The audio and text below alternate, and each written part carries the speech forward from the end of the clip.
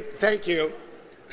Yeah, it's always a pleasure to come from Seattle to New York and bring our weather with me, especially when the Pro Bono Institute does such a great job of putting on such a great event. You've heard about Esther's power of persuasion. You've heard about her great leadership. Of course, every great leader also has a great team. And the Pro Bono Institute really consists of a great team. I saw this again today. They always do a wonderful job of helping those of us from out of town. Their thoroughness and their precision and preparation is just masterful. For example, a number of us in this room were at a meeting across the street at the GM building before coming here. And as an out-of-towner, I was very helped by the information they gave me, which included the directions of how to get from one building to the other. And it then listed the distance between the two places, which said, quote, about 92 feet.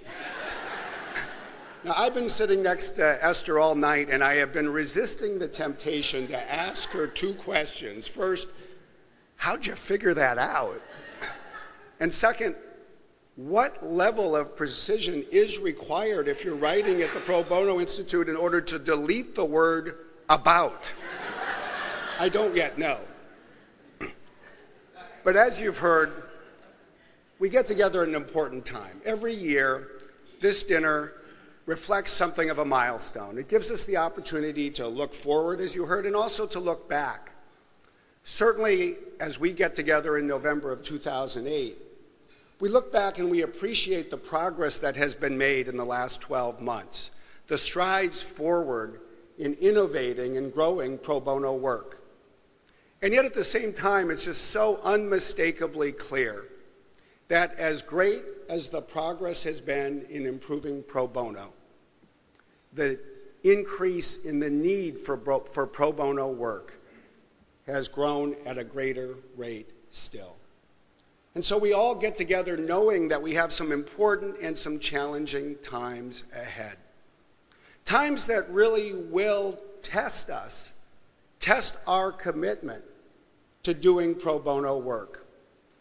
And in responding to this test, we will define who we are as individuals and who we are as institutions.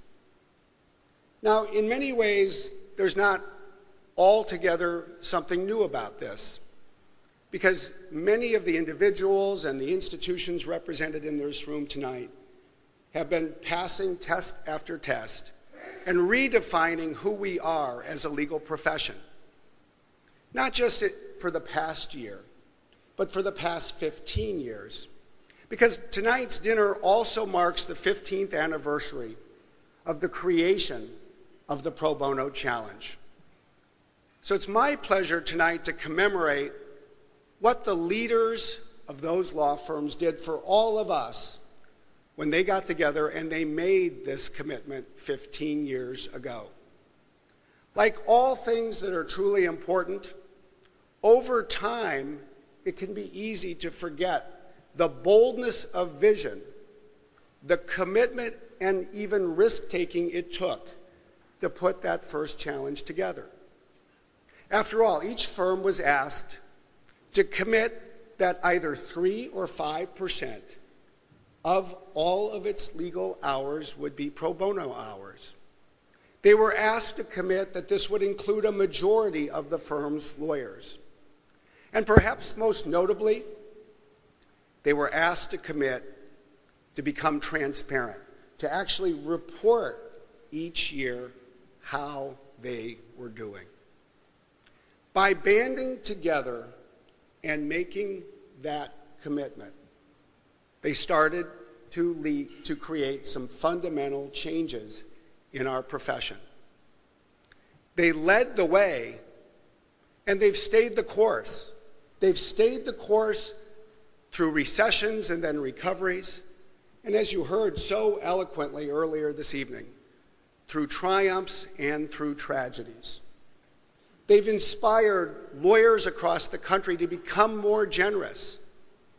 Today, 15 years later, there's been almost a threefold increase in the pro bono time of large law firms. They've inspired not only lawyers at their own institutions, but they've inspired those of us who work in corporate legal departments as well. As we came together and adopted our own challenge, the corporate pro bono challenge, and as you see this evening, in the form of the folks from Williams and their partners in Tulsa, they created a model that has spread throughout the country. And as you heard from Baker and McKenzie earlier this evening, it's a model that has not only set an example here in the United States, but has literally started to ripple around the world. So as we look forward, as we look at tough times and beyond, it's only notable that we pause, that we look back, we reflect on the courage and the commitment that those initial firms and their leaders displayed. That we stop and say thank you, that the Pro Bono Institute says thank you with this plaque, which each of the firms will receive. But given the involvement and the commitment of all of you, so many of us in this room, I think perhaps even more importantly than this plaque is the opportunity that we all have now to convey our gratitude by sharing our applause. Thank you to all of them.